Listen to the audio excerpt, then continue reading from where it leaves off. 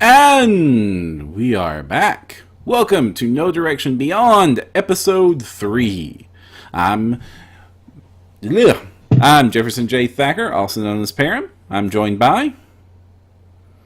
Alexander Agunis, the Everyman Gamer. And I'm James. I write Code Switch. Excellent. When getting ready for a role-playing game, we know it is often an excuse to play with some serious, nerdy toys. Miniatures, cards, scenery, dice, maps, and software, we want it all. But while there are mountains of material for traditional fantasy gaming, when it comes to sci-fi, we often need to look a little deeper. So join us tonight as we explore the options to bring the very best toys to your table. Now, guys, you like toys? What do we want to start with? Well, okay. I mean, I enjoy toys. I've got my favorite dude up here. Let me see if I can pull him out. I've ever told you the story of this guy. It's this great alien model from the, what is this, Wrath of the Righteous? Yeah, Wrath of the Righteous. He's cool. Favorite toy. No, never heard the story about why that particular alien is the awesome. Can you see? Ooh, it's signed. I got it signed by Eric Mona. Did he kill a character with it? No, actually, I ran out of paper to get him to sign something the first time I met him. And I wanted him to sign something, and I said, "Hey, Eric, the only reason I know who you are is because you used to do all the Pathfinder Battles things. So here's a marker, sign my miniature." And he was like, "Well, that's not the strangest thing that anyone's ever asked me to sign, so I'll do it." I wonder now, what is the strangest thing Eric Mona has been asked to sign? Have you ever heard the story about how he signed my laptop case? No.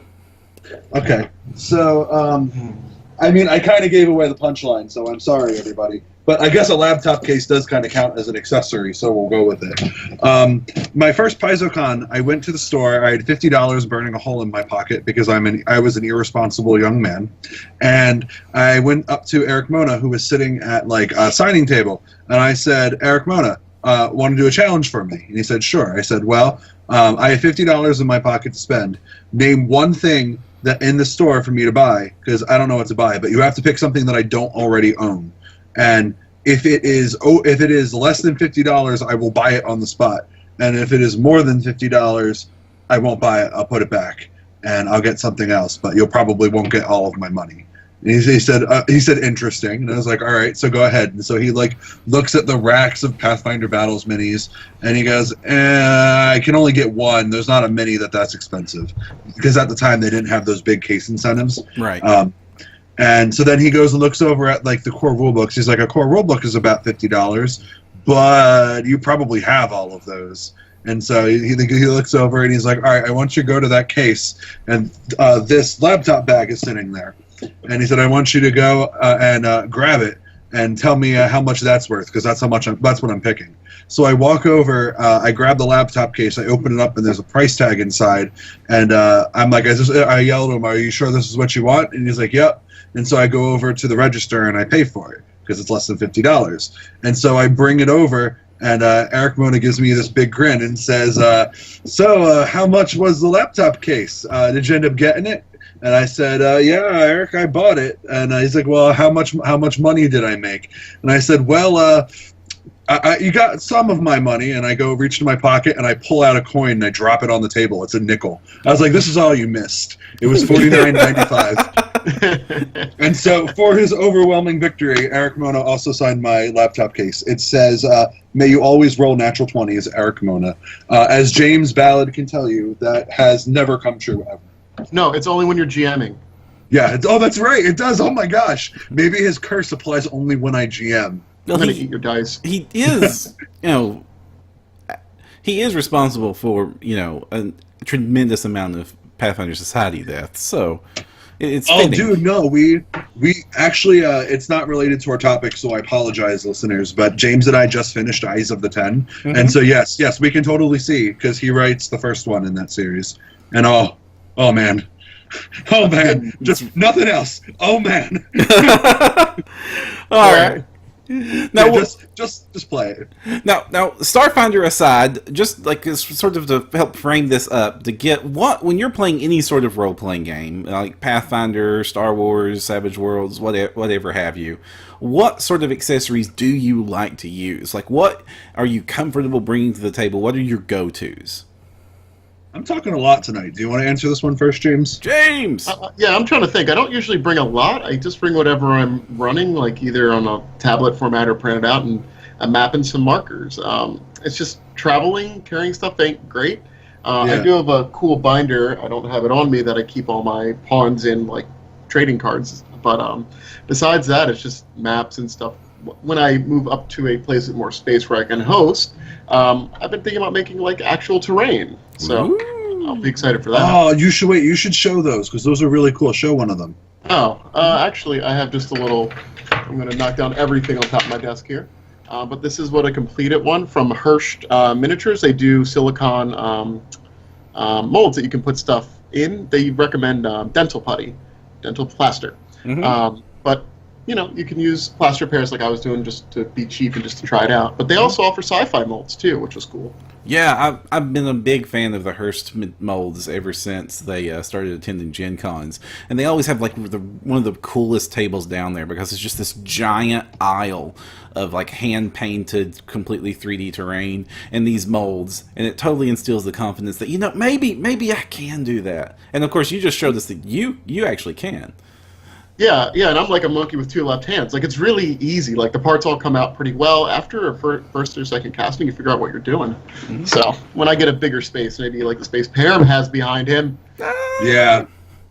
I mean, like, that brings up a really good point. I think what you bring to a game largely depends on, like, whether you're hosting and whether or not you actually need to carry that stuff. Like, when I used to have people over my place to run our home games, the things that I would put on the table and use very much more than what I would bring to, like, a Pathfinder Society event. Like, if I'm going to Pathfinder Society, I try to have whatever flip maps they have listed, and I always bring a couple blank ones for custom mets. This is mostly because I am extremely lazy and not very confident in my ability to draw terrain. So I would much rather just put it down and be like, this is what you see. Yeah. Don't make me draw it. And like, I had a group of friends who were like, oh, I love drawing. Drawing is fine. I'm like, you know what? Like, I used to love drawing too. But then I became a publisher and a blogger, and I started doing all these things, and I had no more time. And the ability to just drop a flip mat down is amazing. Like, you don't even realize how much time it saves you until you do it. It's great. And it always has that little aha reveal moment when, like, your players realize that, oh, no, he came prepared. And you go, whoosh. Yeah. Whoosh. I mean, it does come with the downside that there are a lot of flip mats that Paizo makes that just are out of print now, especially ones that are, like, commonly used. At least for me, the big one is the Darklands flip mat. I really, like, Steven, if you're listening to this, please, I'm begging you, Pathfinder flip mats classic Darklands. Please. I don't care if it's not pretty. Just please. This is not a good time. The confirmation begs you.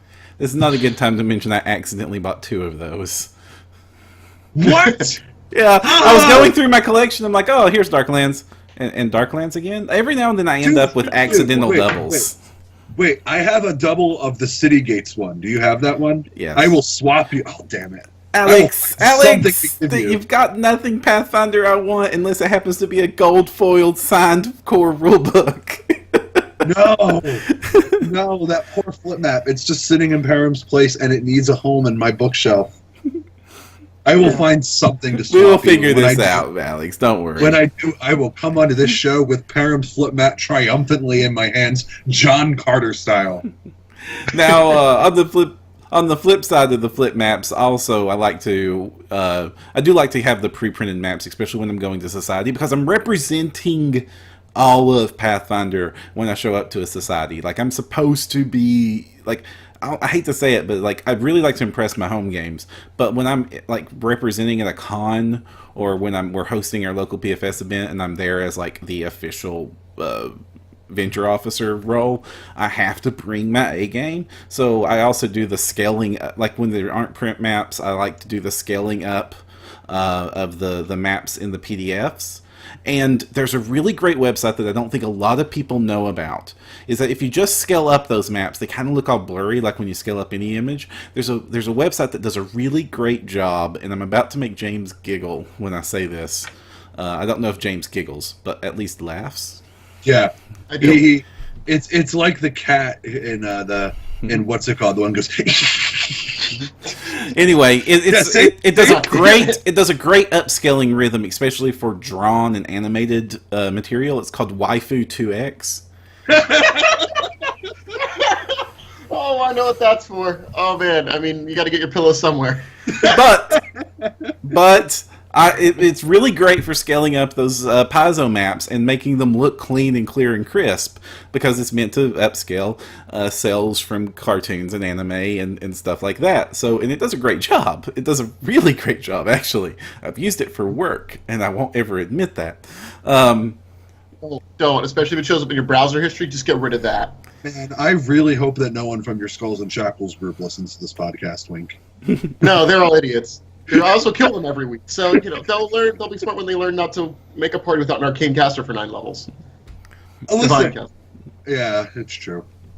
And so you can scale those up, print them to scale, and then cut them out and put them on like foam core or poster board, or just leave them out as like cut out the individual rooms and leave them as tiles and just lay the rooms down one at a time. That also will help save you. And for things like Pathfinder Society, or if you're running the APs where you have access to the PDFs, for all of this advice, you have to have access to the PDFs of these documents. It just makes your life so much easier that all that work's done for you. Otherwise, you end up in like a campaign cartographer, hand making your own maps in digital software, which I know Luis Loza on the network loves to do as he's continuing to learn the mapping software. And I've made more than my fair share in campaign cartographer and Dungini and Photoshop maps, battle maps. It's kind of fun and relaxing, but that takes a lot of time, and I don't have a lot of time anymore. Yeah, I mean, like the tile parts of maps, I think is the best part, and I think that works best with APs. As far as society, using flip maps, I only want to use on like theater. If they could never use Hill Country again, I'd be very happy. But I like drawing maps because people don't know where doors are anyway, and by drawing it and telling them that, I avoid that. I walk through this rock. Is it considered a spoiler if I spoil a boon that appeared this year? Where? It was a Gen Con boon. Oh, is it the one where you pick the thing and then, yeah, I know. Yeah, no, you should spoil that because it's really funny. Okay, so on the subject that you're talking about, the Darklands keeps appearing and the Hill Country map keeps appearing. It's become such a trend in Pathfinder Society that they put a boon out this year at Gen Con, which is I think I've been here before, which gives you a bonus if you can recognize the map that you're playing on from a previous scenario that character is played on. Yeah, that was hilarious and clever and awesome, and also kind of points out the fact that we do kind of reuse the same ones. Like, how many times have I reused that Waterfront Tavern? The Waterfront Tavern has been reprinted 3 times. Wow. Yeah. And like now there's a nighttime and a daytime version of the same place in flip maps. As long as they avoid making a Hill Country for Starfinder, I'll be happy. Like the Red Rock that they have now is pretty good. The canteen is nice. They put that you can use it in one of the scenarios, 02 or 03. And the flip top mat is a good one because you get the hexes, and the only other hex ones I have are those big Chessex ones. Yeah. And let's go ahead and talk about some of the map options then. I had this actually saved for the dead last for the episodes. So getting maps for Starfinder is going to be cool. You can, of course, because Starfinder has planets, you can reuse most of the flip maps that aren't obviously castles, because unless you happen to be landing on a planet full of castles, which was like 1/3 of Next Generation episodes, so I guess that's valid. Yeah, Space Germany. There's all the Iron Gods maps are also really good. They use those a lot in the early PFS scenarios because, that Paizo only has so many space-themed stuff, and of course they were going to use them, especially at the launch of the game. And then there is the Cantina, there is the basic terrain, which is different from the basic flip map for Pathfinder because it has like a ground rocky texture on one side and like these 1-inch metal grates on the other side. I actually don't know. I've been on the fence on using that one. I've still been just using the traditional basic flip maps when I need a generic-y map to grab. But that might just be my habit. And then there is the Hex Starfield map that for the Starship battles. It's worth noting that that map in particular has sold out like hardcore, and it's really hard to get now. Because everybody needed a hex map, and not everybody had a hex map, and so there happened to be one, so why not grab it? Did any other big system use hexes a lot? HeroClix uses it, right? No, HeroClix uses a square map. BattleTech uses hexes. A lot of space combat games used hexes. GURPS, the GURPS role-playing system, uses hexes. Especially before the rise and dominance of the D20 system, back when 3.0 came out, there was like a good selection of hex-based gaming. Also, Hero System, I believe, also used hexes as its main map. And there's sort of an appeal, like a lot of hex purists, because they believe that it helps more accurately map movement. And there was even official rules for using hexes in 3.0 and 3.5 that were printed in the books as an alternative if you didn't want to use the square maps. But that's a lot of older stuff. And you can definitely find those old BattleTech maps. They're not old anymore. They still print the game, so they're still printed. You can find those all over the place. And another one that's sort of been making the rounds that I've been using is there's a Milton Bradley put out a game called Battleship Galaxies a few years back, and it kind of is, it's a little cult hit. It was supposed to be like the start of like their own little hobby grade. Oh, sorry, it was Hasbro. It was supposed to be like their start of their own little hobby grade game, branded Battleship with like expansions and stuff, but it never got the expansions and stuff. So, but that one thing has this really sweet looking 1-inch hex, or 1.2, the right size. It's the right size hexes on like a full on fold out, full quality board. And it also comes with like 20 spaceships that are like expertly hand painted and look really swanky. Wow! You can find How much does that cost? You can find it usually the box set of the game itself. You can usually find it between 30 and 50, depending on the time of day. It's been trending upwards since Starfinder players figured out this thing existed online. Before this, I was a big fan of this game, and I played the crap out of it. Me and Dave Gross were constantly trying to put together a pickup game of it, but we never could get together. It's a really fun game all on its own, so I definitely recommend you try it out and play it. It's cool. And it's all like anime themed too. I mean, it's got this weird Star Blazers / Robotech vibe to it, because you have your just keep adding on the stuff that James wants. Why are you just keep stop smearing it, Param? Trying to buy a house. It's really sweet. I totally recommend getting it. There's also a bunch of third-party people that have stepped up to the plate. John Brazier Enterprise. Oh, go ahead. John Brazier Enterprise did one. I was going to say, right? I remember seeing him putting out a lot of really cool like planetscapes and whatnot. And then isn't there another company that does them, Param? Yes, there's two companies right now that are real big in the field. There's John Brazier Enterprises. They have their Star Battles line of hex space maps, which have like really cool backgrounds. You've got your stars and your galaxies and your nebulas and stuff in the background that you expect, but they also have some that have like a space station in the background and like the huge Mass Effect type curvature of a planet in the background, and all the cool things you want to see when you have your space opera going. You want to be shooting out on. They're sold out through DriveThru RPG, I believe, mostly as a PDF product. But I don't know if they're also available. Yes, they are available as a print-on-demand posters for only $10 a piece. That's actually pretty. It's pretty nice. Pretty good. Yeah. So do you know what I want? That's going to sound really silly. I want someone to make a hex grid that's designed like so that it's a little bit bigger than a normal flip mat, and it's got like corners so that you could slide the hex grid on top of an existing map. Because like at least when I think of Star Wars, I've got the thing for you, Alex. It's on my list. No, what is this? Stop trying to take our money. ArcNat Games. I was going to talk about this when we got to miniatures, because they make really cool miniatures, and I will get back to it when we do. we need to talk about these guys. They make some awesome stuff. I've brought them up on the show before on No Direction Prime.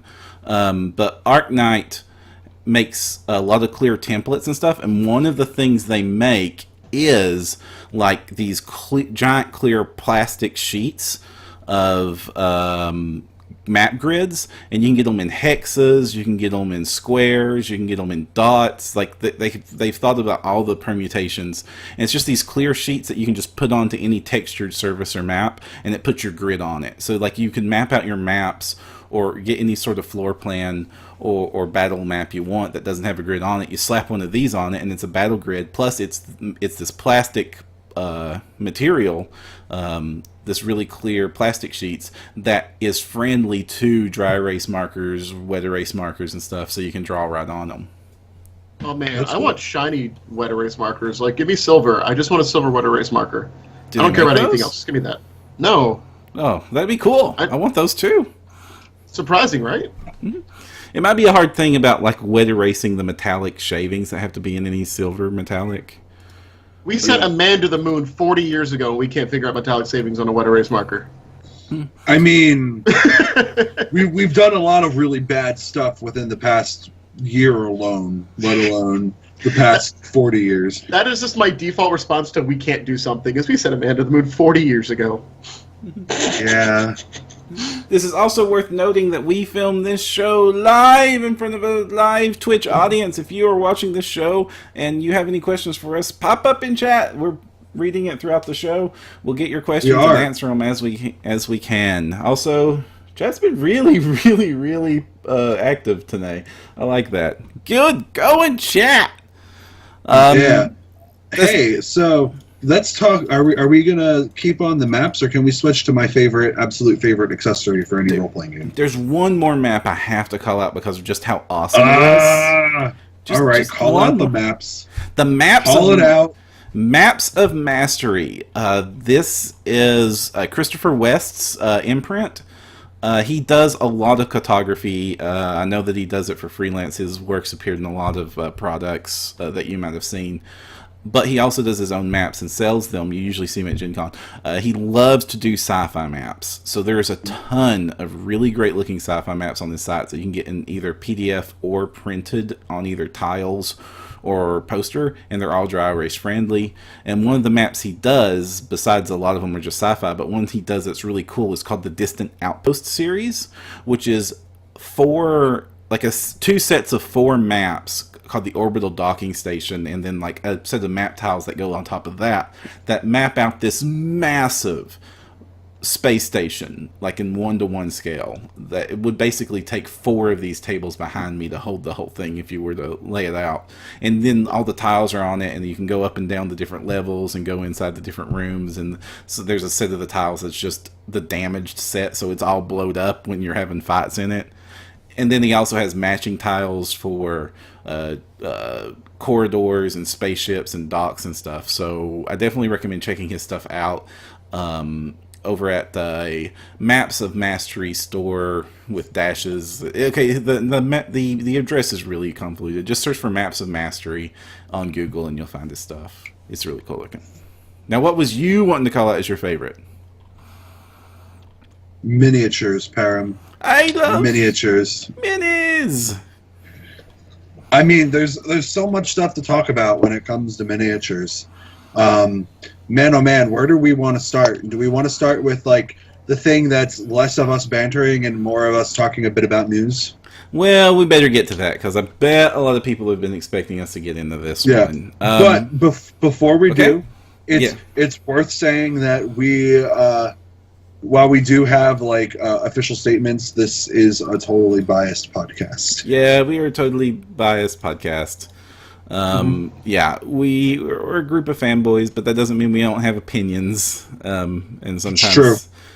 But we've talked before about the Ninja Division having the official Starfinder rights to make the official Starfinder miniatures. We've had them on the show of No Direction before KD Beyond launched. To show off some of those. They showed off the core iconic sets and the spaceships, and then they're going to be coming in pre-painted and unpainted variants. We saw some of those at Gen Con. Well, they launched a Kickstarter for the rest of the line, which surprised a lot of us. But I guess I should be less surprised seeing Kickstarters. I think that is just going to be a thing from now on in this hobby space. And the Kickstarter itself is interesting. It's a little bit on the expensive side, or I was going to say a lot on the expensive side, but I did the math on it, and it's actually about $2 a mini on average. So it's not a lot on the expensive side. It's just a bit on the expensive side compared to like we're used to the Bones Kickstarters, where you're getting like a quarter a mini at some of the bit higher tiers. Yeah. I mean, it's worth noting that like Ninja Division's quality, for what it's worth, is higher than Bones. Like the Bones are really nice looking, and they're really durable. But I mean, man, I've seen some of the Ninja Division minis up close, and it's like they are. Yeah, they intimidate me as a painter. They are fantastic miniatures with nice, large, curved pieces meant to just like invite shading. They do a lot of chibi miniatures and anime-inspired miniatures. Under the it gets real fuzzy when you're talking about the corporate structure of Ninja Division and their relationship to Soda Pop miniatures. Ninja Division is over Soda Pop. But it's sort of like an Alphabet Google thing where Alphabet was created. Anyway, that's corporate stuff that I'm not super qualified to be talking about. But but when you hear Ninja Division, you should also think the Soda Pop, the Super Dungeon Explorer lines, the Alien vs. Predator lines, some of those miniature lines. But because it was a Kickstarter from Ninja Division, that meant it instantly became controversial in a way that it wasn't. And the reason being is that Ninja Division has had 4 separate Kickstarters going back as many as 3 years ago, and going on 4 years. And of those 4 Kickstarters that they have hosted over the last 4 years, none of those have completed and delivered. And a couple of them are more than a year late on deliverables. There's also been a lot of complaints about their communication about these Kickstarters, and every single time a promotion for the Paizo Kickstarter has been put up, it has been immediately flooded with negative comments about Ninja Division's failure to deliver on their existing Kickstarter obligations. Mm-hmm. Yeah. Now, it's okay. I mean, well, we should probably finish with what we know before we comment. So I apologize, but I'll totally read the one of the statements that we got just to. Okay, do you want to have the Paizo statement or the Ninja Division statement? It doesn't matter to me. Which one do you want? The Ninja Division statement is 20 pages long, so. Oh, we're okay. Well, I've only have an extra statement, right? Yeah. Okay. Well, Paizo's statement is, Paizo is excited to work with Ninja Division on their line of premium quality Starfinder miniatures, and we're confident that they'll deliver these products in the time frame specified in the Kickstarter. Okay. It's a pretty straightforward, confident response, Right. If they weren't going to pull away from this relationship in the wake of this negativity, that's sort of the response you expect from any corporate entity. They also directed us to talk to Ninja Division if we had any further contact. We reached out to Paizo for official comment. We also reached out to Ninja Division for official comment. They both replied back. Paizo replied with that statement, and Ninja Division replied by pointing us to a recent blog post that they have put out regarding this. It's a very long, involved blog post that basically they attempt to own up to the fact that they are behind and that communication was bad. They're sort of trying to eat some crow on this one. They lined out the map of when they are going to start their deliverables again, which the Wave 1 of Super Dungeon Explorer, the oldest one, let me pull up the exact date on that, but they're expecting to have that out September. Okay, sorry, that September is when they expect to get it shipped out from them. Production of Wave 1 begins in November 2017, and it should be on their doorsteps by April of next year, is when they're currently saying, for the oldest of their existing Kickstarter obligations. And included in this blog, I guess this is kind of sums up a lot of what they're trying to get across, is communication on our Kickstarters for the past few months has been poor. With projects is delayed and not enough clarity from us. We take full responsibility and offer no excuses. It deeply saddens everyone here that our relationship with our fans has been so thoroughly damaged. We love what we do, we love the games we make, we love the worlds we build, and you are the reason we get to keep doing it. We need to be more open with you. We need to work harder for you. From this point forward, we intend to make that happen until there is a giant box of chibi miniatures sitting on your doorstep and beyond. And I'm not going to hit them too hard for stealing their tagline. Like, I have a lot of thoughts on this statement, and most of them are sympathetic, just because, like, as someone who has done 2 Kickstarters now myself, like, when life happens and things are late and timetables get pushed back, you kind of don't really want to pop onto Kickstarter's blog and have that be the message that you type to your fans, like, that month. Like, oh man, these guys have been waiting 4 weeks to hear from me. Do I really want to tell them that this bad thing has happened and it's going to negatively affect them? And, like, the answer should be yes, speaking from experience, but it's really hard to do that. And if you're not ready to be the bearer of bad news, essentially, you might want to try to hold off, and you might get that message from, I don't know, your partner who is working on the art, and they're like, oh, I just need another couple weeks to get this done, and then a couple weeks turns into 2 months, and oh man, I haven't posted in 3 months now. Well, they've already waiting for me, better keep waiting. Like, it grows really out of control quickly. But this sounds like exactly the thing we tell freelancers not to do with their publishers. Yeah, but it is super hard when you're the publisher, and, well, when you're a publishing company, but you're basically the freelancer and your backers are the publisher, if that makes sense. Like, it can be difficult, especially when you are the person who is used to having that authority and that power, and then to see that things happen.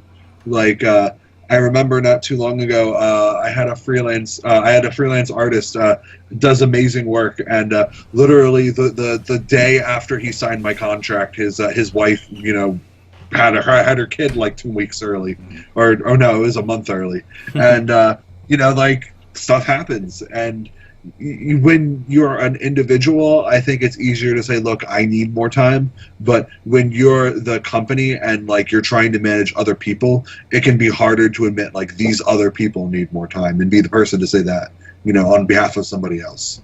I don't know. Like, I'm just speaking from experience for what I have had happen to me, because that sort of thought cycle happened to me during the Grimoire Lost Souls Kickstarter, where, like, there was a couple months where I didn't say anything because I was still waiting for artists, and I was, like, waiting to get things put together, and we were this close to having everything ready to show them and be super cool and exciting. But man, that this close could turn into this close, and then turn into this close, and then turn into this close, and I kind of feel them from this statement. That's kind of the vibe I get from it.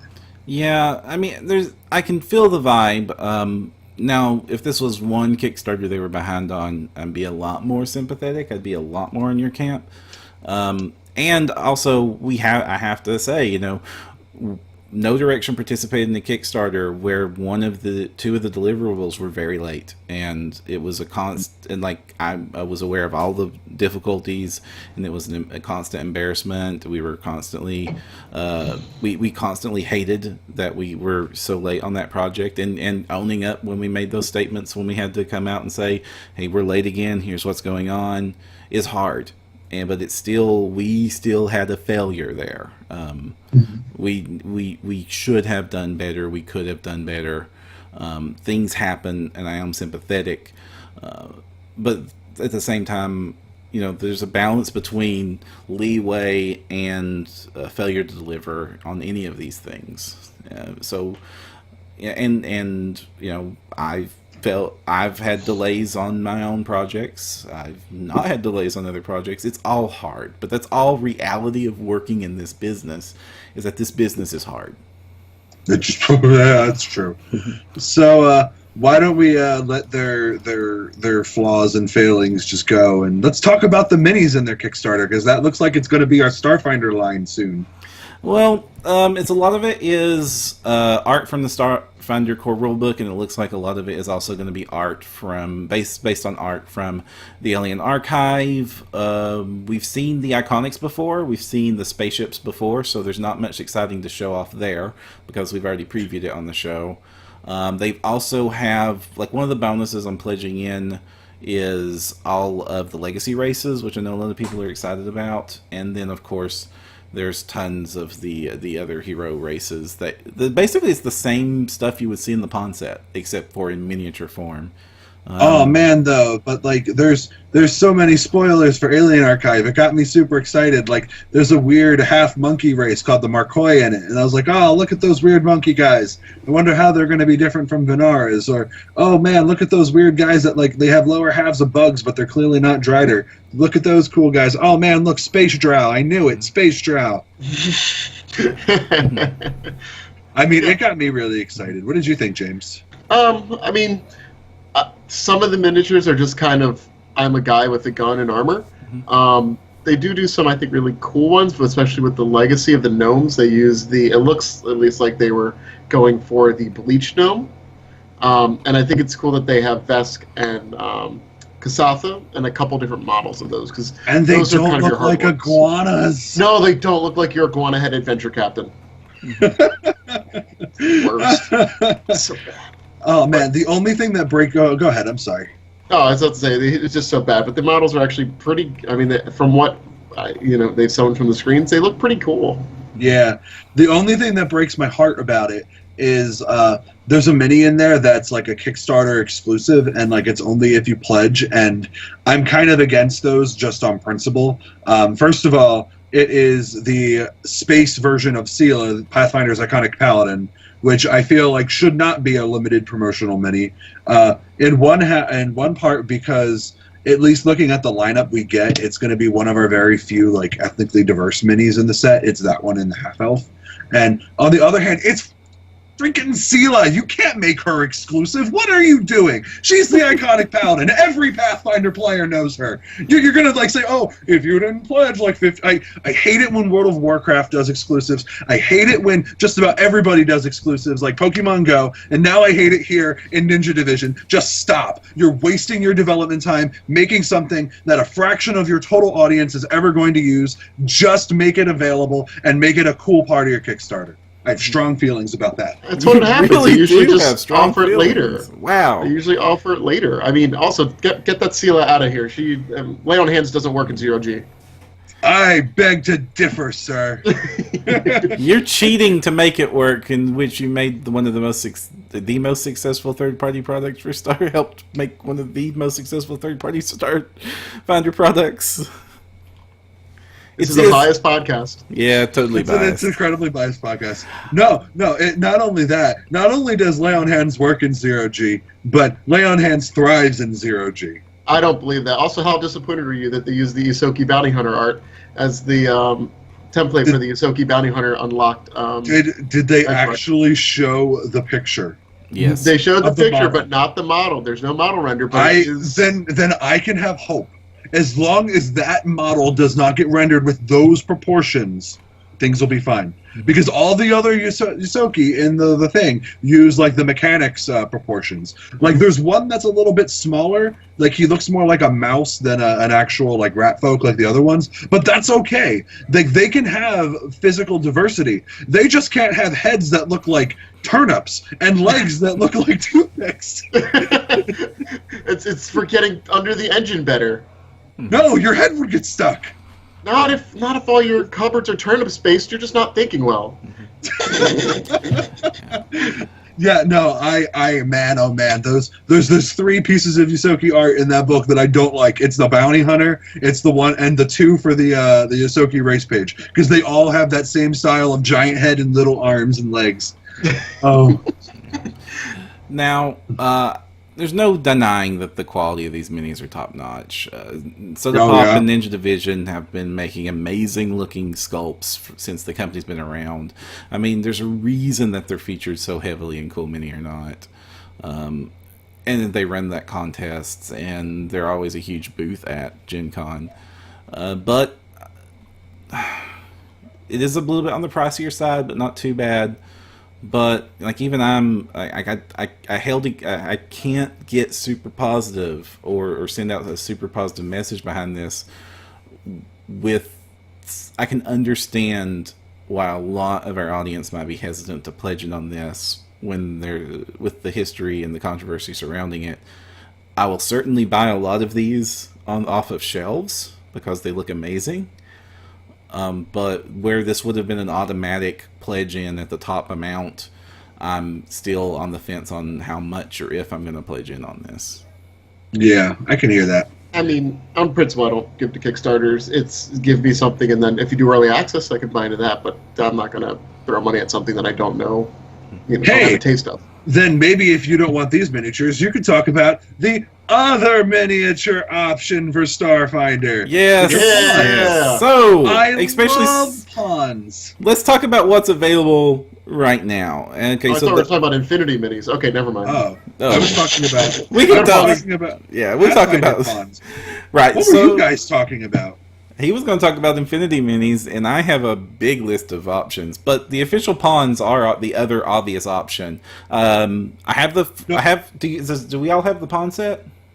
Nope. No. I only have them in my heart of hearts right here. So you go ahead and find them, and I'll talk about pawns, because pawns are great.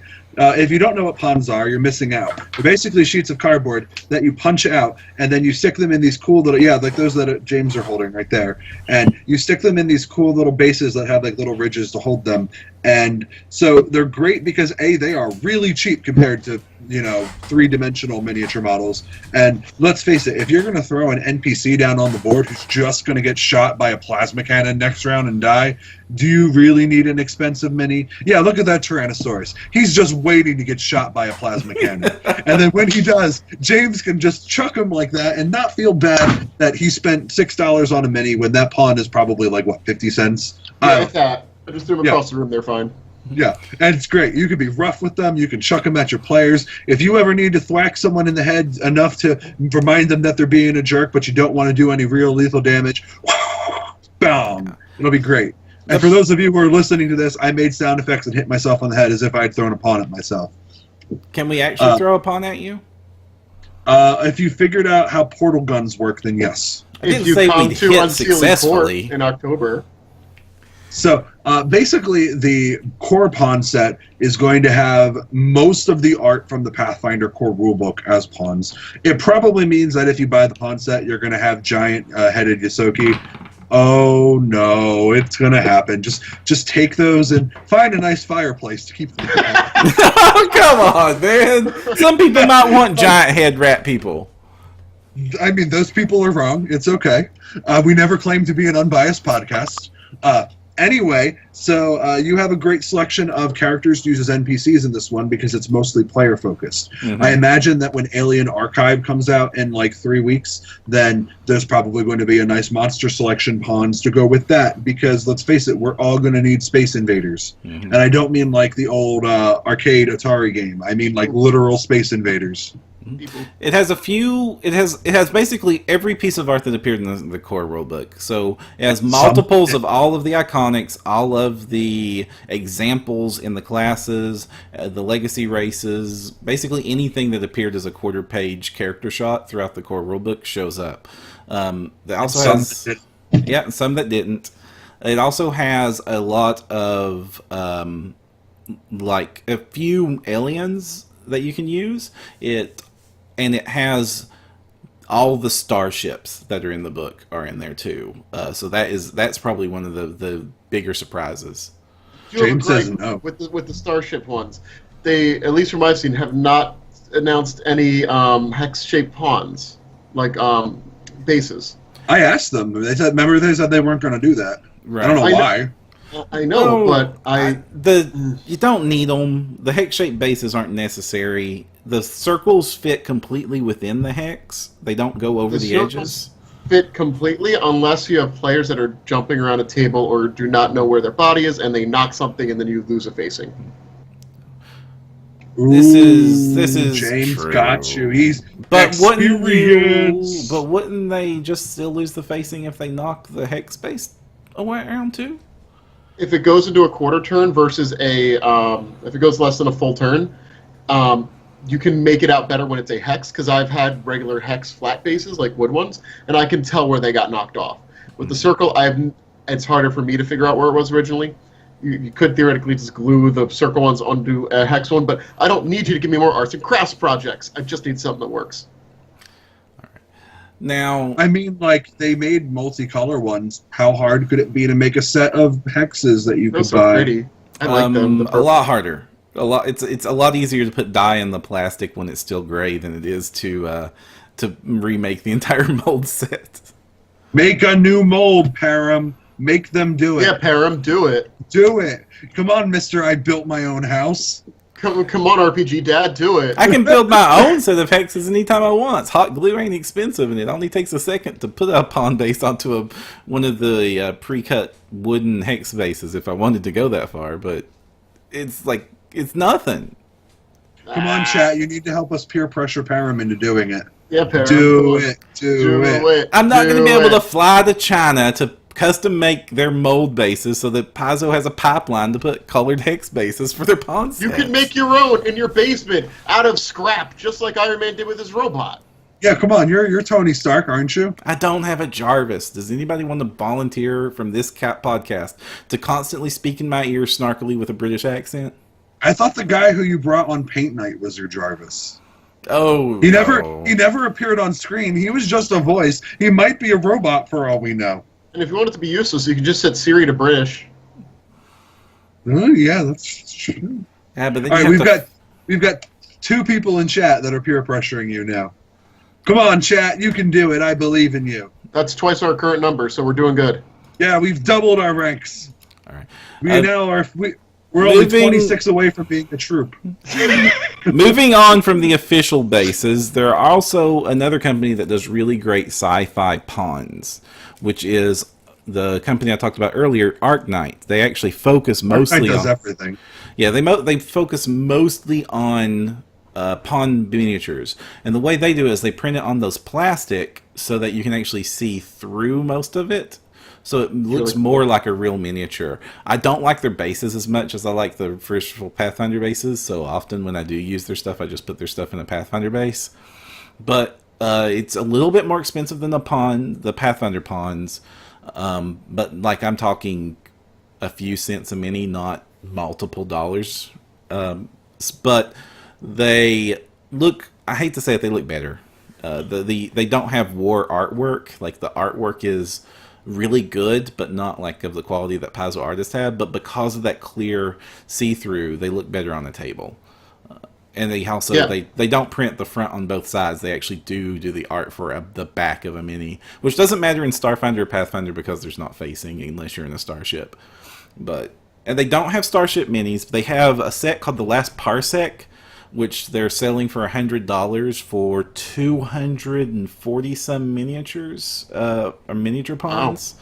And then they have an upcoming set from their recent Kickstarter that was successful called Spacefarers, and they've got some preview art of that up. So I have no doubt it's going to look as good as the rest of their stuff. They also have templates for Pathfinder, as well as 3.5 and Savage Worlds and GURPS and anything else you can imagine. But they do have like the right colored, the right shaped templates for your spell effects and area effects, and they can come in like, you can order them in fire or lightning or prismatic, kind of like the clear spell templates that Wizards of the Coast used to give out as tournament rewards all the time. They look like those, and they're really cool. Yeah, I can make your own pawns. I wiped those out at Eyes of the Ten. They were really useful, except that we have a human-like slide ruler that plays with us, so we don't need that. Yeah, Robin is just too good at templates. Like literally, I bought my Arknight templates because I came to the realization that if I ever played at a table where Robin wasn't there, that I would be unable to use any spell that required any shape. Because literally, you just say, "Oh, I want to cast this spell. Let me figure out the dimensions," and she's like on the table. Yeah, what's a 20-foot template? Thank you. You're the best. Like literally the only way Robin could be better is if she got like hologram projectors installed in her eyes and she could just beam her knowledge onto the table. That's like it's like Arknight, our friend Robin, hologram projector eyes. Like that's the only possible upgrade. Yeah, and making your own pods actually isn't too hard. Like I made one for a summoner from Pathfinder. It's just you get some good grade plastic, print out something, and use some nice rubber cement. Mm-hmm. Yep. If you That's print a nice out, bond. I'm really glad you made the new one. and if it's less quality than James's solution, but most printers can print 110-pound cardstock by default if you just tell it in advance you're doing it. And if you have a duplex printer or you don't mind flipping the page, you can pretty much replicate a sheet of any of the official Paizo pawn set. And Arknight also sells their stuff in PDFs as well as the actual official plastic. So any of these pawns, if you want to DIY them yourself, do it. And that's another of the advantages, the reasons I subscribe to the pawns is so that I also get the PDFs, so that when I see that the bestiary has 4 copies of the Flying Monkey and the adventure has 8 of them, I can go ahead and print 4 extra monkeys. Yay! Yay! Yeah. Also, for ship minis, I have found at least one bit. If you ever play the game Halo, you like the first-person shooter. Mm-hmm. I know you haven't, Alex. So they made a Halo Fleet board game, or like X-Wing style game. The capital ships are too big for the game scale, but the regular frigates are about the same size. The only downside is the board game itself is about 110, but UNSC ships are beautiful. It's rare for some reason. I don't think they made a lot of copies. I've got the exact opposite solution for that. You have something that's for free? No, but it's $9 for 144 spaceships. That is almost basically the opposite. Tell me more. Okay, so this has been tossed around a lot on all the Starfinder boards. But if you go search Amazon.com for spaceship assortment of 1.5-inch plastic, or just type spaceships, you will find a pack that has 144 little plastic spaceships that are bundled together, kind of like an Army Man plastic kind of quality. They're the right scale for the game. They're the ones that they used in the Gen Con demo from when Starfinder was announced that we took a lot of pictures of, if you want to see them. Also, what they are they're actually a mix of 2 things. Some old Army Man's spaceship toys from ages ago, mixed in with some they reused the molds for some old from the 80s and 90s board games that used these spaceships in them. But of course, the molds of toys when they're past their prime get passed down to cheaper and cheaper toy companies until you can buy 144 of them for $8. That's actually pretty sweet. They're garish colored as is, but they do come in an assortment of colors of all the different shapes. And you can prime them. Yeah, they show 6 shapes on the Amazon page, but there are actually an additional 6 shapes that they don't show that are included in the bag. And they take primer really well. They paint really well. If you look at the Amazon page, there's like pictures of people who have repainted them, and they look nice. And it's cheap and a mountain of spaceships. So go yay!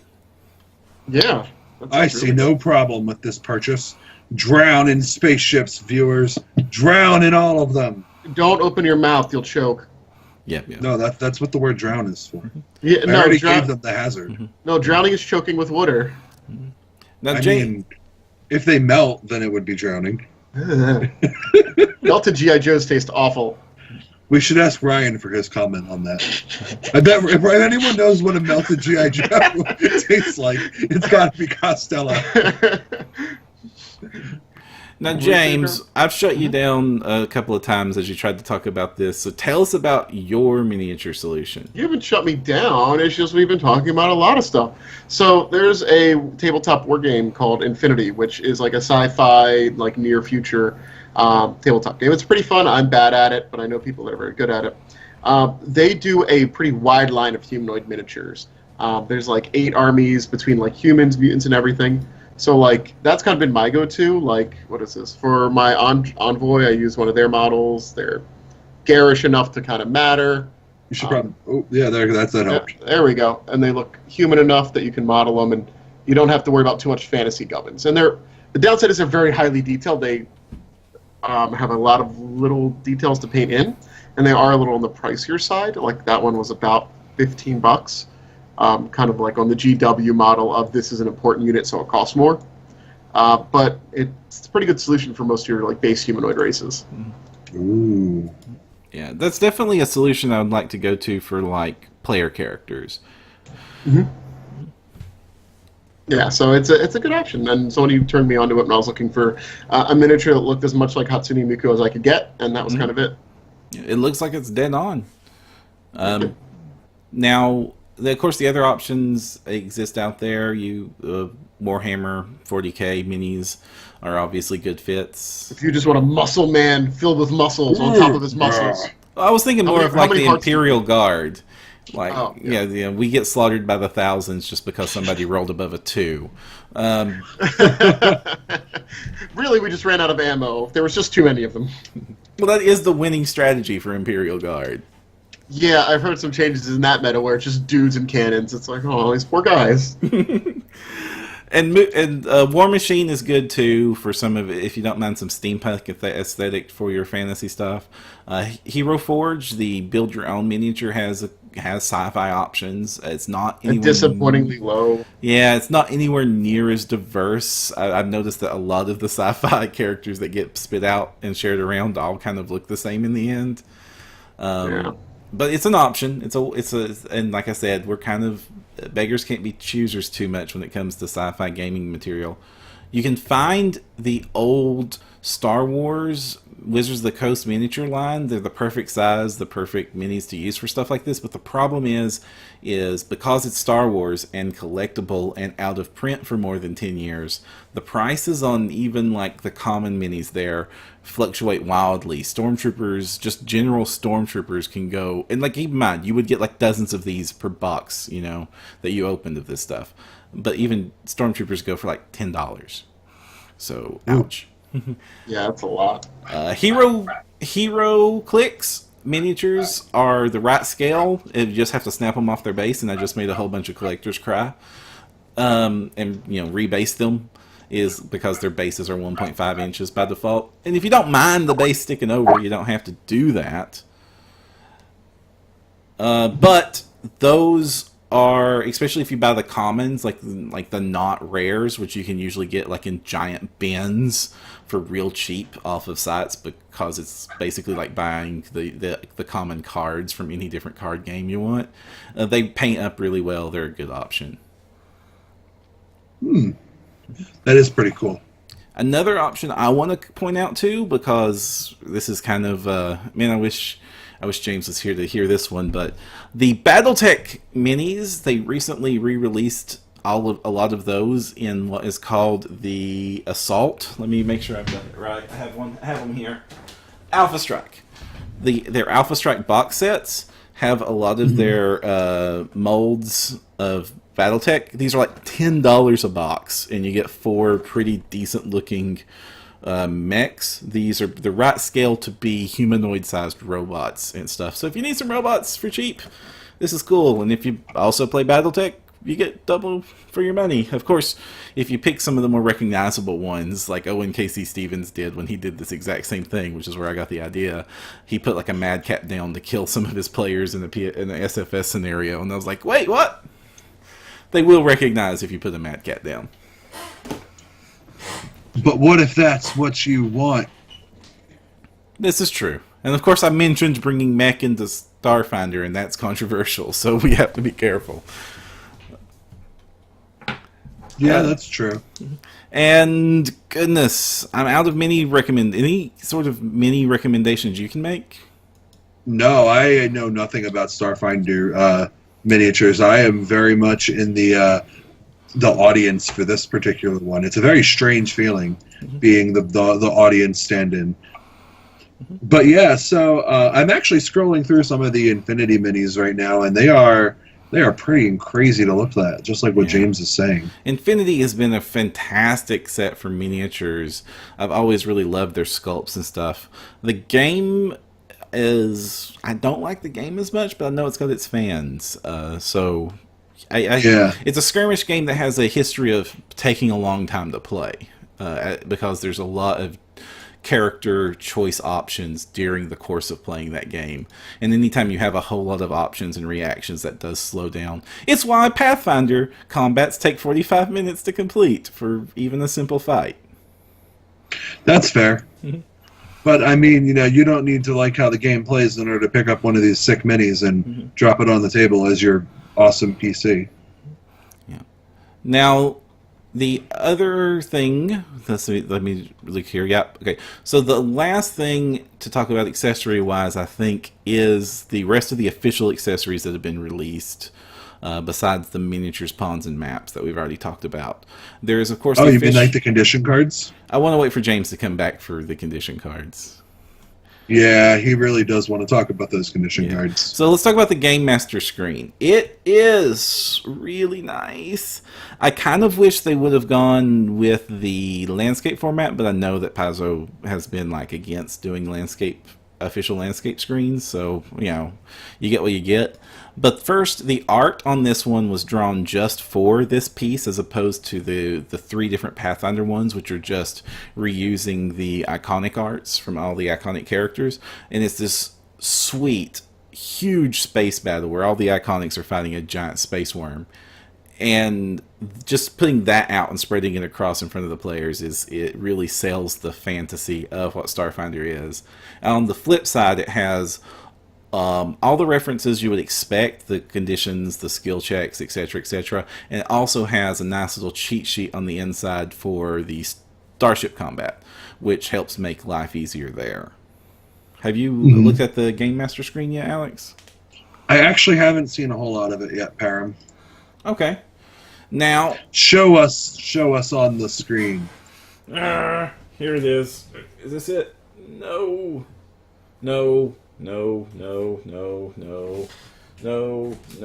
Where are you at? I can't find it. Sorry, I don't have it handy. It's probably back in my bag. It's probably in that bag. What kind of information does it have that you would not expect on a GM screen? Well, it doesn't have anything you wouldn't expect. Where are you at? Here you is. I found it. But what I was surprised it had that I should have expected. Here it is. With the pawns I couldn't find earlier. In my Starfinder bag. Which I'm going to have to use later. Okay, so first, here's the cool swanky art I was talking about. Ooh. Yeah, it's really good. That screen is awesome. Yep. Also, it's that big, thick board game board, just like the Paizo one.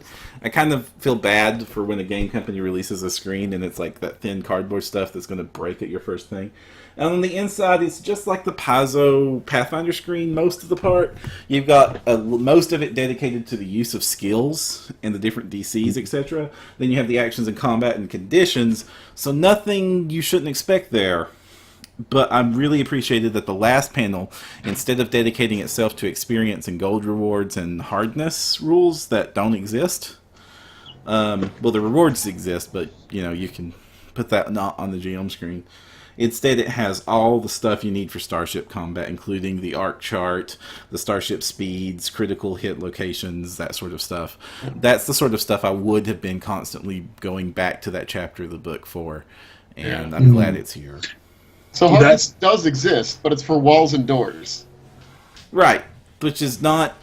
I don't need it for every single possible thing like I do for... Because my players like to blow stuff up a lot in Pathfinder, and at least in Starfinder I can say, well, it's coated in anti-laminate neural fibers, so because they don't want people blowing up their space station. They have the hardness for polycarbonate plate here. And pure adamantine and transparent aluminum. They have in case that was something polycarbonate? interesting. Yeah, it's on the page. I'm glad that we have the right people working at Paso. No, I mean, it's always a thing. In our Exchange Aeons games, we have a guy that's so good at sundering like walls. We're getting to the point where we think we can just collapse towers instead of doing counters. Yeah, I mean, so far I've had to been like, no, you guys can't do that. No, he's really good though. But yeah, it can be a problem. Yeah, a lot of that is sort of like why PCs don't like to build Sunder builds, because there's sort of a arms truce you make with the GM of, well, we won't do this if you won't do it back at us type situation. He tried to sunder an artifact that went about as well as it should have. Well, plus I thought that was very fair. I do too. I thought like how it should have gone. Yeah. now You tried to sunder the artifact, and the artifact sundered back. Now we skipped over this so that you could speak on this. James, tell us about the condition cards. The condition cards are great. I'm not really a fan of the goblin art that they do, except for one. On this one, I don't know how well you'll be able to see it. It's the nauseated condition card. That's just a fishbowl helmet filled with vomit. Ooh, that's terrible. It is one of the greatest pieces of art I've ever seen. The sickened side is the little guy getting, after his party night before he becomes the guy on the back. But that art is so good. It also helps because you are flat-footed for the first round of combat, just like in Pathfinder. But that's a condition in this game rather than a just fact of life in Pathfinder. Mm-hmm. So having the cards coded could be is a helpful bit on that too. Yeah. Also, the things that you can debuff other people with. So like aid another, like when you make people off target, there's cards for that. Pretty much everything goes over. They're good. It's not just as useful as the Pathfinder equivalent of this, which is super important at the time. It was such a great accessory when they released the condition cards for Pathfinder. I think I've bought 3 sets as I continuously lose them eventually, but because you haul these away to conventions and you lose things at conventions. And the cases are just, thin cardboard. Yeah. Yeah. But because the conditions in Starfinder are like the Pathfinder conditions almost, it's those little subtle differences that you trip yourself up on a lot.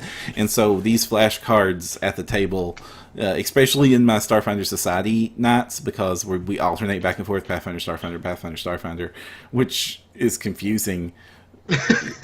That's where you're going to trip up and make mistakes, is when you think you're right, but you're just thinking of the Pathfinder version of something slightly different in Starfinder. Speaking of the Pathfinder version of something, I think the Confused card that they do is really well. I'm not sure if it's because I'm just misremembering it and heaping praise on Starfinder unnecessarily. Did the Pathfinder condition card give a percentile die roll for the condition? Yeah. Yes. It did. This one does too. I guess I just never used the one in the box. But I found that really helpful. Well, the tricky thing in Pathfinder is that sometimes different sources of confusion will actually use a different table. It's very uncommon, but it's like, great, well, this condition, why did you make this a condition if you were going to do this to me? Come on. Jeez. Imperial Sword does point out something that I kind of don't like about this condition cards for Starfinder, is they color-coded the Pathfinder versions, whereas they didn't the Starfinder versions. So it's less easy to tell at a glance what category of condition it is. That's kind of weird. I mean, they're all kind of the same category. I mean, they're front and back. So, like, each condition is its opposite usual. I mean, bleeding isn't the opposite of burning, I don't think. But in general, they're pretty good about Well, they probably did it like that because they're both sources of continual damage. Yeah, I mean, I'm fine. Like, blinded is the opposite of deafened, confused and entangled. I guess confusion is entanglement of the mind. Cowering, panicked, Yeah. Excellent. And lastly, I just wanted to bring this up because I hated this product until now I love this product. The initiative book, the combat pad, the Starfinder combat pad. I love this thing, and I made my own initiative solution because I also kind of like the old Pathfinder combat pad, but the new Pathfinder combat pad and this pad made one small change that has made me immensely happy. They took the notes section from the left side of the pad and put it on the right side of the pad and made it bigger and put a grid on it. This means that it's so much easier to take notes over there. I'm not having to reach across my hand and smudge my own work and put my miniature and my initiative counters out of the whack. Just that small correction there. And this is as a right-handed person. If you're a left-handed person, the old ones are better for you. But and it's bigger, and with that grid on it, it makes it real easy for me to just make columns real quick of Monster A's hit points, Monster B's hit points, and just use the initiative combat mat like it's meant to be used. The Pathfinder version also made this change with their new release of it, so it's the same. If you have one, you basically have the other, with the small exception that instead of having just the same thing on both sides like the Pathfinder version does, this one on the flip side has the initiative chart in reverse and divided into phases for the starship combat. I do like that. I mean, I haven't gotten to the point in enough games where I needed to keep track of that many ships. But I'm sure if you run the AP, you get to that point and maybe some higher level society scenario will do that as well. Scenario content. Man, oh man, we should call this this episode the one where Para makes James buy everything. Para, my wife will be mad. Aww. You don't want her to be mad. She is the greatest human being of them all. I thought I was already dedicating full time to this, just trying to get you to buy Gundam toys. Para, it continues. The bankruptcy continues. I do. I am looking forward to more society stuff too. Seeing how this stuff really plays, I think will. I kind of feel like if you were going to start the adventure path, you should have played some society first. The society scenarios are briefer, they're nice, and I think that understanding of the base game really would help your enjoyment with that. Because I know if I just jumped into Dead Suns, I would be having some problems, but I'm feeling a lot more confident now. Plus, the society and that's good because that's next. Like the society adventures are really fun because, like, I love the Confirmation and the others, but I really like the Confirmation because you get to like tour all of Absalom Station and get to know all the leads of the different factions. And Ziggy is totally the best. And it's just Ziggy's still Iguana Head, isn't he? No, Ziggy is the Sheeran one? Yes. The Axel Guardians? Yes. Okay, he loves pop music too much. Yes, he does. He sends you after J-pop music as part of the encounter, as part of the... Oh, we spoiled a little bit. Sorry. But it's awesome. It's amazing and it's fun. And I totally brought music for that section appropriate. Which, I also want to mention another great accessory that we plug every single chance I get a chance to say how awesome it is, and that is Sirenscape has a sci-fi set out there. They've had it for a while now. They've included all the Starfinder stuff, including official Starfinder support, where they tried to make the quote-unquote official sounds of the different races, ray guns, and spaceships. That's awesome. That's out there. I bring a little Bluetooth speaker with me. I hide it underneath my combat pad when I play, and then periodically through the game I get to have, even at PFS night, I get to just like have music and sound effects for all of my role playing. We had a game where we had another experience with Ziggy there and his music, and our GM decided to do the same thing, and it was very immersive. Yay! Very immersive. What song did your GM choose? I would have picked something more annoying. It was just played at exactly the volume that makes you want to go, I'm leaving this room. Oh. On purpose. It does fit. I chose Sugar Rush from Wreck-It Ralph soundtrack. That wouldn't be too bad of one. Param clearly didn't want his players to leave. Yeah. No, they really didn't like it, but it worked. It's they're supposed to not, I think. I think that's the point. So right. Good on you, Param. I'm out of toys to talk about. You guys out of toys to talk about? Buy a binder. Yes. Buy good binders. Yes, good binders. Good folders. One thing I didn't mention that I do want to mention now that I think about it. The official character sheet. When we reviewed the Pathfinder official character sheet, we kind of found it coming up a little lacking because some interesting choices in the arrangement of some of the sheets. We just, at the time, we didn't feel that it was as useful as some of the third-party options that were really popular at the time before it came out. But the official Starfinder sheet is organized beautifully and has a lot of really great reference information on the covers that really help out new players. So I do Are recommend. we talking about the character sheet in the core rulebook, or are we talking about the player folio? The player folio, the player folio, $10 character sheet. I had nothing nice to say about the Pathfinder one when you had me on that episode, but Right. man, oh man, the Starfinder one looks a lot better. And one really easy thing they did to make that a billion times better is they took that page that was like, hey, this is where you write your name, and they took it off of the cover and put it onto a page that like the pencil actually works on. Yeah, that does help when you don't have to have a Sharpie to use it. Yeah. I mean, like, literally at Pathfinder Society, the joke is, like, everyone's like, oh, well, what's that product you buy? Oh, the player folio? That's just the reroll product. Yeah, that's just a reroll folder. That's all that is. Yeah. Literally, we have a guy who goes, hey, do you need a reroll? And he just pulls out a folio, and it's completely unused, still in the bag. It's like, oh, okay. There's 5 of them. Also, we started an AP with somebody using a folio, and halfway through, she went, this is garbage. Oh. Yeah, that was Anne, wasn't it? No, that was the other one. Yeah. Garbage might be a little harsh for it, in my opinion, but I also don't have mine out of the shrink wrap for the Pathfinder side. Well, she was a spellcaster, and the issue was her equipment, her spells, and everything were on massively different pages. Mm-hmm. She had to spend like a good 30 seconds flipping pages in order to find what she wanted every single time. And she got to the point where she was just like, "Arr!" And we were all looked at the table like, wait, we didn't realize you were actually using that as intended. We're so sorry. Mythweavers, for free, provide soft Starfinder sheets now, which are nice, and just like 2 pages, like boom, boom, boom. Like, they're cool, they're simple. Mythweavers is great. Yeah. Now, here's just hoping that all of your data doesn't go missing again. Yeah, I mean, you can download it to PDF, which is what I've learned as a backup, but they've kind of learned how to back up their system now. So, hey, that's good. Yeah, the last time they crashed hard, James hadn't backed up any of his like 24 characters. Oh my God, it was a soul.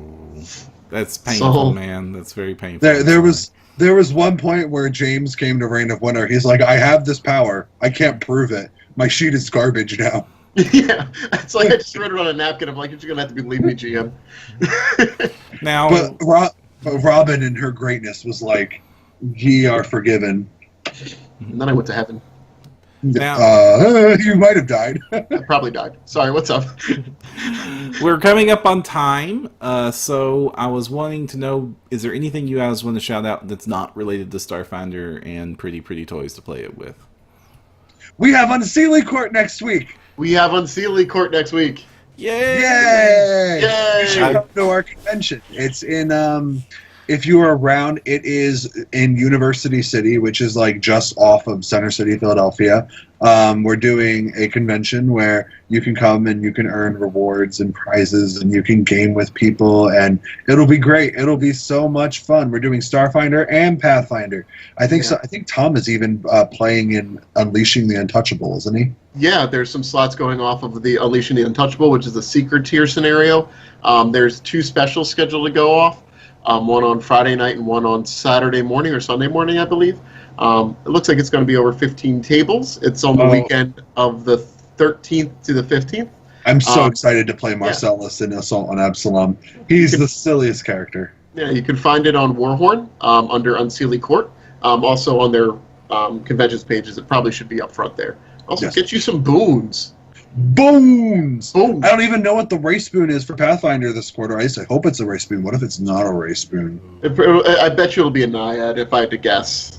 Oh, man. They should, I don't even know what they should do. I was going to say they should cheapen Rogaroo and do Rogaroo, but man, oh man, that just came out. I want to see more Starfinder boons. From Gen Con, I got 2, and they were based around getting new weapons. I guess because my Pop Idols sponsors are a bunch of arms dealers, which is shady, but fine. Well, like, you know how in RE Creators, like, Magic Slayer Mamiko is on everything? Yeah. Just Hazuka Mare is just on all the weapons. Like, instead of having shark decals, it's her. I mean, that is pretty cool. That's kind of how I was thinking it. But I want to see what the other ones are, so we should probably get a She taste. goes, nuclear fire! And then the torpedo comes out, and like as it's rushing towards its target, spiraling around, it's just like, it's got streamers for her. Anything else to shout out? Any projects, Alex? My Starfarer skill guide got pushed back to January because Rogue Genius Games is running a Mutants and Masterminds Kickstarter this week. I don't know. It's only 15 days long. Jacob Blackman is doing his Mutants and Masterminds Superpowered Legends series, and I mean, it's not Starfinder related, but if you're into superheroes and you like seeing more Jacob's artwork, you can go to his Kickstarter and pledge him $1 or $25, I think, for the PDF or something like that. It would be super helpful and great, and he'll get to flesh out all of those crazy superhero epoxies. It's awesome. I'm really excited. One of his stretch goals is like ancient Egyptian gods. I'm like, oh, what are you going to do with ancient Egyptian gods? I don't even think they were in DC or Marvel, but I could be wrong. I really don't. Yu-Gi-Oh! They were in Yu-Gi-Oh! They just need to get Maximilian Pegasus. He's the real bad guy in Jacob's setting. It's great. Let me think. What else is going on? We mentioned James and I just finished Eyes of the Ten, so that was going on. That was really cool. Shout out to all the people who worked hard making that scenario like 6 years ago, 7 years ago. You done good. I can say with pride, Eric Mona, if you're listening, your scenario has stood the test of time and almost murdered modern characters with modern power options. Actually, I think I died twice. I got Breath of Life, so I got better. Breath of Life, man. So, like, we didn't have any deaths that actually required raised dead. We had an all-star lineup of players who really knew the game, and we had a really strong, diverse group of characters. Especially after we got hit hard in part 1, and we brought our A game every scenario after that. Yeah. Any shout-outs for you, Pam? I want to shout out to Fat Dragon Games' Kickstarter they're running right now for their new 3D printable terrain. Their last 2 sets were amazing. They always over-deliver and deliver ahead of deadline. So there's probably a lot of trust to throw in on these guys when they do their work. Again, disclaimer, I used to work for the company, but I haven't in over 8 years. But what's cool about this one, especially for our show, is their new set includes a ton of sci-fi terrain, and a lot of it is built so that you can put LED kits in it, and it will glow and strobe and pulse. Ooh. So that means we could bring it to the confirmation and have Bug Venture Captain dance with his J-pop to pulse strobe, right? Oh, this is so going to happen now. I mean, isn't the other the Vesk iconic? Isn't she a big fan of the same music? When are they gonna? Oh no, that's the soldier. The soldier, yeah, the Vesk. Yeah. Mm-hmm. Yeah. Oh, you did say Vesk. Okay, my bad. For some reason, I thought you said Sheeran. You said so we're just waiting for the love triangle between Historia 2, Ziggy, and Obazaya. Is that her name? Obazaya. I can't wait for that. We need it, man. We need it. I need that slash fic. Yeah. All right, now Hellman, make it happen. Mm-hmm. Now, if you want to get in touch with us, you can email us at nodirection@hotmail.com. You can come to our website at nodirectionpodcast.com. You can reach us at facebook.com/nodirection. And, of course, catch us on Twitch at twitch.tv/nodirection. Also, all of our shows are available on YouTube at youtube.com/nodirectionshow. And until that reminds me. Oh? No, wait, no. Remember, we have our crazy Starfinder blog content. Oh, yes. Man, things have been going crazy on the blogs for Starfinder content. Alex has been basically fighting with the entire internet using math. He's been basically theory crafting a lot of the different classes and different options and showing how things actually fold out when you start to crunch the numbers. And Luis Loza brought in a starship hauler, like a what I'm calling the space U-Haul. Encounter. Yes. Or ship. Yeah.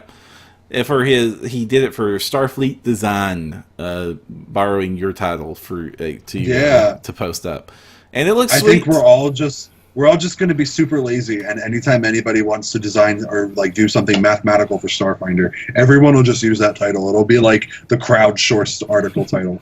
Because it's just so good. Like, I'm sorry, it's got like so much heritage in that one title. You can't say no to Starfleet Design. It's like, okay. No, we can't if Paramount's lawyers come and knock him, though. If they do come a knocking, I don't even know what we'll do. We'll change it to Star Armada. Starmada. Starmada! Oh, we might change it now. It'll be Starmada design. Because Armada and Star. It's. I can't remember what the name of the word is, where you take two words and you combine them together at the point. Like, there's a special term for it. Regardless, Starmada design. It'll be great.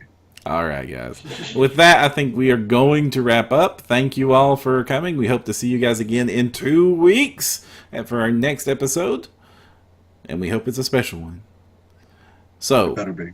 until next time, go beyond with no direction.